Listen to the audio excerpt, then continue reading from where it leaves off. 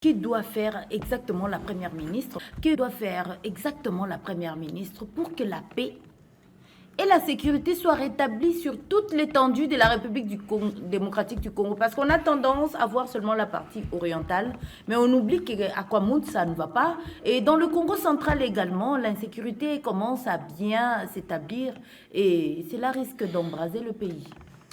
Merci madame. Je pense que la première des choses à faire, comme je l'ai dit, c'est pénétrer le cœur congolais. Ça veut dire rencontrer l'assentiment du peuple congolais, l'associer à cette problématique et surtout répondre à ses desiderata. Si nous nous entretuons, nous nous entremangeons au micro et console par rapport à cette question, c'est parce que nos problèmes ne sont pas rencontrés au quotidien. Il faut remettre la paix dans le panier de la ménagère. Okay. Ça, c'est le premier problème auquel nous faisons face. Et si vous voyez aujourd'hui comment évolue la classe politique congolaise et les hommes politiques congolais, vous allez vous rendre compte qu'on ne se bat plus pour diriger pour le peuple, mais on se bat pour diriger pour son ventre. C'est pourquoi certains de ceux-là qui dirigent ne pensent pas au peuple, mais ils pensent à leur ventre. Là, vous rejoignez Désiré Ntaïra qui a parlé de l'injustice sociale. Hein? Il y a injustice sociale, madame, qui l'ignore? Quand nous élisons des députés qui doivent même travailler sur les budgets, qui est l'autorité budgétaire, mais qui continuent à dire qu'il y a problème, et alors qu'ils sont en train de gagner des moyens grotesques à la messe ou à l'antipode du peuple. Mais il y a injustice sociale. Okay. Et ce sont ces mêmes gens-là qui viennent justifier ceci ou cela, alors qu'ils sont nos représentants. Et ils ont tendance même à rejeter la responsabilité sur les dos du président de la République, les dos du gouverneur, les dos de tel ministre, alors qu'ils sont appelés autorités budgétaires. Et pourquoi nous ne pouvons pas parler de l'injustice sociale? Il y a cette injustice-là. Et c'est lorsqu'on rétablit la confiance entre les institutions et les peuples, c'est là que nous pouvons aspirer à la paix. Bien que je parlais de mobiliser tous les peuples, on ne peut pas mobiliser les peuples alors que le peuple souffre. Et il y a ceux qui sont en train de jubiler quelque part. Et moi j'ai dit, la deuxième des choses à faire, c'est que le peuple congolais puisse se rendre compte que nous avons tous un rôle à jouer pour rétablir la paix chez nous. Le combat ne doit pas se limiter sur les seuls dos du président de la République, sur le seul dos de Mamadou Dala, sur le seul dos de tel. C'est un combat pour nous tous. Nous sommes agressés. La population aujourd'hui déplacée de Kwamout, la population déplacée de Massissi, de Nyiragongo et de Rutshuru.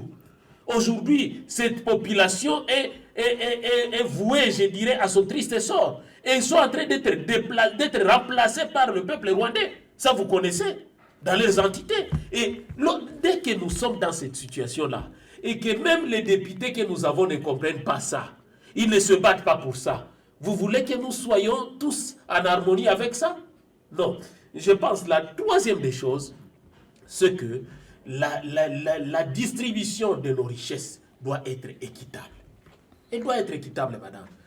Tous les Congolais ont le même droit et les mêmes obligations devant la loi. C'est ça. Mais est-ce que nous avons tous le même droit? Est-ce que nous avons tous les mêmes obligations? Est-ce qu'il n'y a pas ceux qui sont au-dessus et ceux qui sont en bas, ceux qui sont piétinés chaque jour?